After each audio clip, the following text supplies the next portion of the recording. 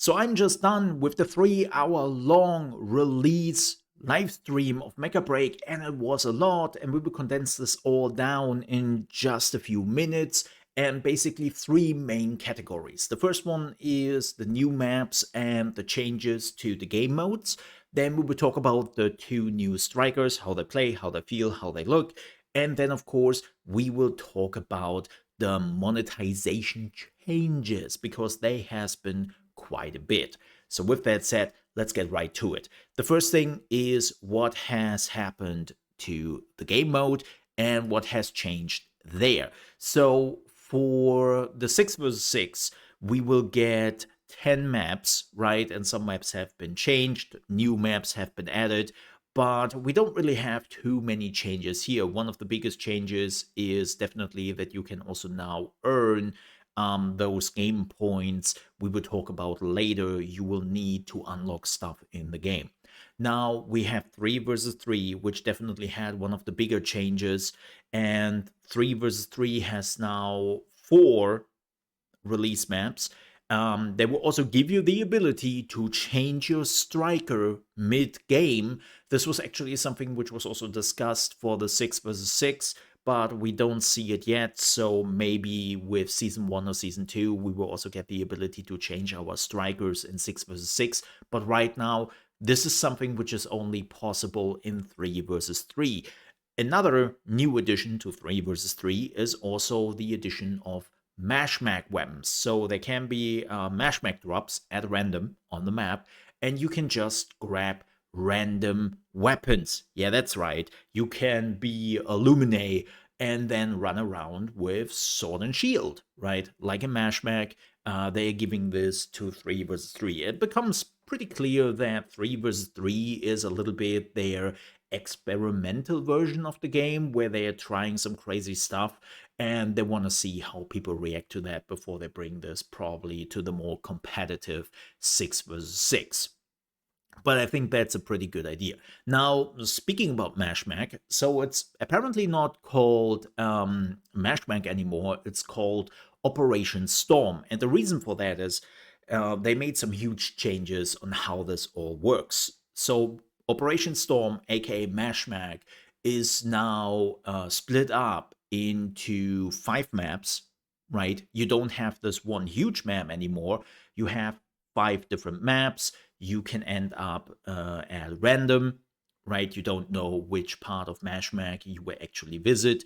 And then they made it so that Operation Storm is now more like an extraction shooter. So everything you bring, you can lose in Mech, right?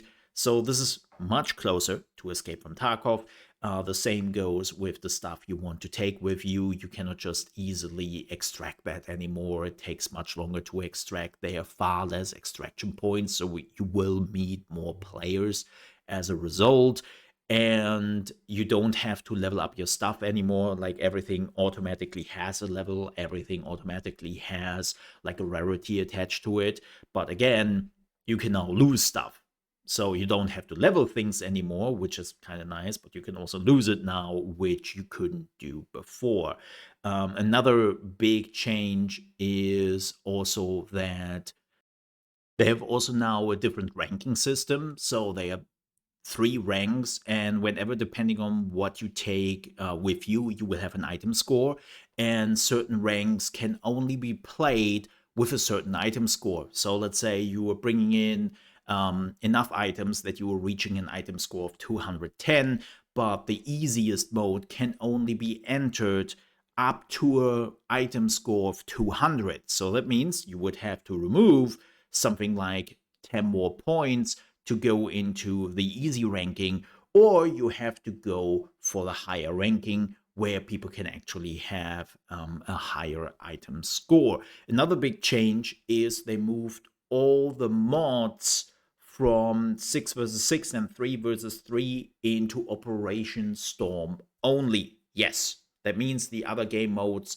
do not have any advantages anymore. You can slowly build up on your striker. This is to make it fair for all the players, and I think that's a pretty good change in my opinion. I haven't really met a lot of people who liked it, because the problem with the mod system was always that it comes down to numbers. This is not a question of choice. This is not a question of what do you like. This is a thing of, yeah, you will take this particular mod, you will probably go to the internet, you will look up what are the best mods are for this season, and then you will always change it up, right? And you have to have those mods.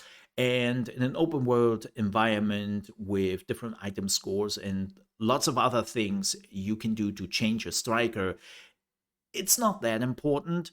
But in a 6 versus 6, where that is basically the only thing which would change how your striker behaves, it comes down to numbers. And it's really just having an advantage or not an advantage to have a certain mod, or to know what those numbers means. So I think this is a good choice, and that was the right thing to do. Now, those are the big changes when it comes to the different game modes. Let's talk about the two new strikers. The first one is Stellaris, which you can also see here in the background. The developers have showcased two of the strikers pretty thoroughly, and Stellaris is pretty much a rogue. You want to play a rogue class who is super squishy, can go stealth very often for a very long time, and you are also looking for squishy targets like healers or other support units or characters who need some help from their teammates now and then, well, this is exactly your character, right? You're going on a hunt, you're invisible, and if you are seen or if you are being stopped by the enemy team, you are toast, right? That's literally how Stellaris plays. Yeah, Stellaris. I always mix the two new up because they have both start with an S and confuses me. Whatever. Stellaris, very much a rogue. So that's the playstyle. Now, let's talk about Seraph, which is the new support striker. And a lot of people were unsure what this new support striker can do. And I think the most important information is it's not a healer. You cannot heal. Wait, but Mole, you said this is a support striker. Yeah, yeah, it is.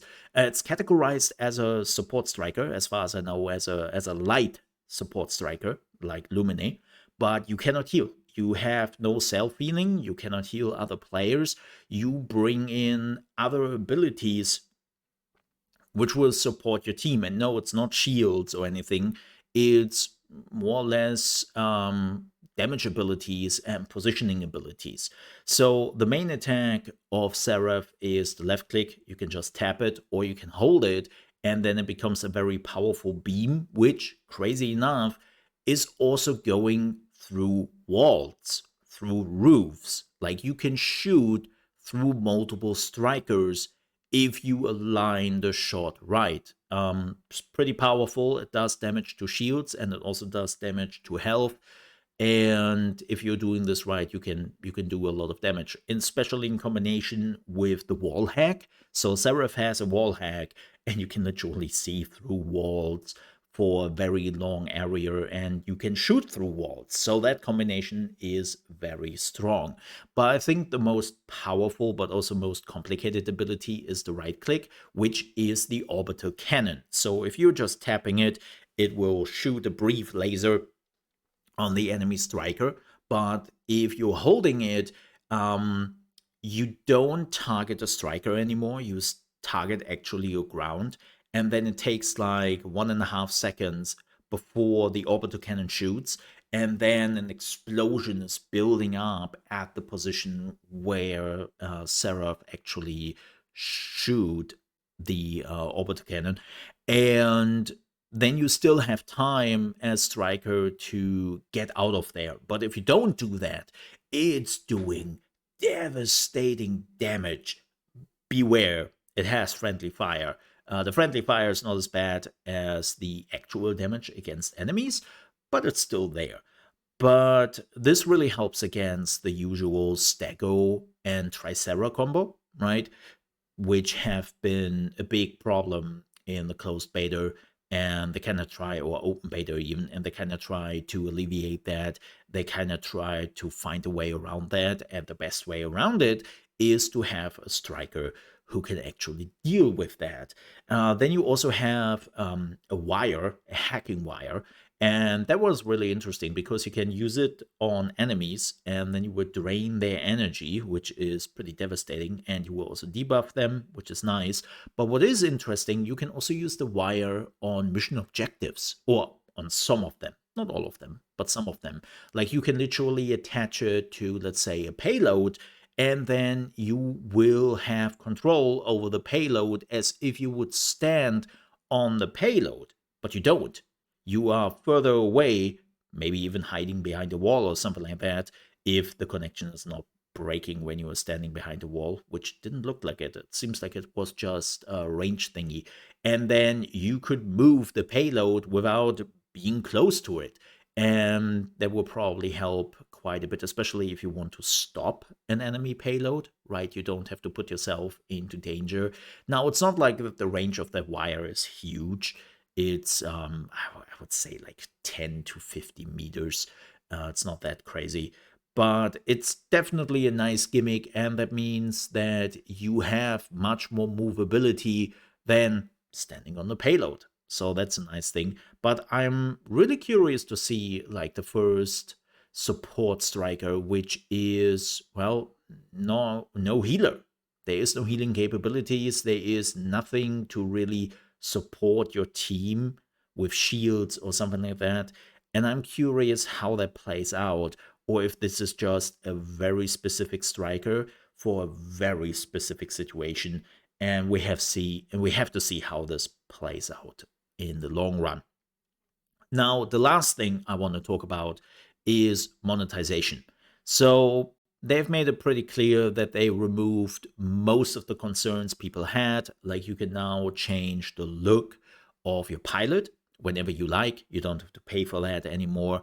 They will move a lot of the monetization into cosmetics, and also how you can upgrade your base, right? Running around at the base and staring at your avatar and at the base is something they want to alleviate and want to push forward when it comes to this is our monetization. Now, what we have to talk about briefly is, yes, there will be a season pass, right? And they will have a new season pass every 3 months, and there will be areas which are free, and for some others you have to pay. Now let's talk about the strikers. They said that at release, 12 strikers will be available to everyone, right? You can just unlock them for free. They're yours. But if you're doing the math, you will realize, wait a minute, but wasn't it 13 strikers plus the 2 new strikers? That would be 15 strikers. What's going on with the other 3? So yes, you got that right. Inferno and the 2 new strikers will not be available right from the get-go. What you can do is you have to play the game, and you will acquire points. Those game points you could only get in the open beta through Mech. Now you will also get them by playing 6 versus 6 and 3 versus 3, so you don't have to do Mech anymore, well, Operation Storm now, to get those points. And then with those points, and only those points, you can buy Inferno, Stellaris, and Seraph. And no, there is no way of boosting or buying those points. And what they are also doing, and I find that very interesting, is you can even start a trial with one of the strikers, well, all of them at some point, and the trial will go for 7 days. So you can play the striker for 7 days, and in the meantime, you can just farm the points. And if you actually enjoy the striker, you can say, okay, I want to have this thing permanently. I will now invest the points I made in a week, right? And then the strikers is yours forever. Now, what I find interesting is that they made it pretty clear that they are unfortunately working with FOMO on the Battle Pass, and that means when the Battle Pass is running out, at least that's the state right now, the battle pass will be gone. But I also think, like, wait, what does that mean for the strikers? Because the 3 strikers are part of that battle pass. Yes, you unlock them over time with the points. No, you don't need the premium battle pass or anything. So I would love to know, do those strikers disappear? Will they just be unlocked for everyone when the season is over after 3 months? Will they always be there? Like, there is definitely this question of what will happen if the season pass is gone, because the worst thing they could do is, well, make those strikers disappear. That would be insane, and I'm pretty sure the community would let them know that no, thank you. That's not really what they want, right? I hope so, because that would be insane. Like, just think about it. You couldn't play a season for whatever reason, or you didn't want to, and then you will miss out on a striker or two forever. Like, it's a competitive game. This is not a gacha game. This is not a PvE game where, oh yeah, you missed the banner in one of those gacha games like Genshin Impact and all that. Okay, that's unfortunate. There was a really strong character there, but it will not break your game. It will not make it so that you were on a disadvantage um, for that time. For that time, and the thing is, with a PvP game, you clearly would be, right? So yeah, this is the only concern I have a little bit. I would love to know what they are planning to do with it, but I'm pretty sure that's something a lot of people have a question about, and they will let us know in, hopefully, before the release. With that said, we're at the end of the video. Thank you so much for watching. If you enjoyed this video, please don't forget to leave a like. Also, if you're new to the channel, you want to see more Mecha Break infos, videos, guides, and live streams, you might want to consider to subscribe to the channel, because that's exactly what we are doing here. With that said, thank you so much for watching. Stay safe. Bye-bye.